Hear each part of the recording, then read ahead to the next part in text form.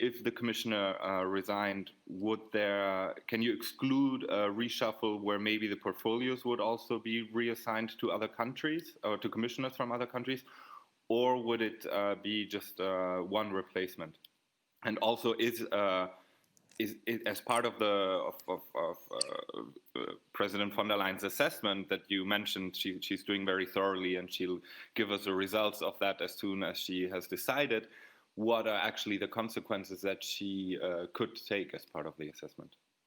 Thank you very much for this question, Jacob, which brings us back to the same story, but indeed from a different perspective. What I can tell you at this stage is that it is premature to talk about a change in the composition of the college. We are not at that stage, and we are not talking about this today.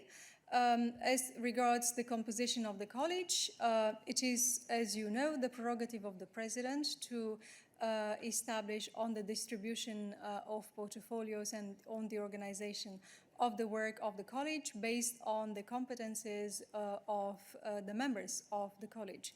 But again, this is on a purely factual matter, because in the matter that we are discussing, it is premature to talk about a conclusion to the assessment that President von der Leyen is conducting and about any other additional steps.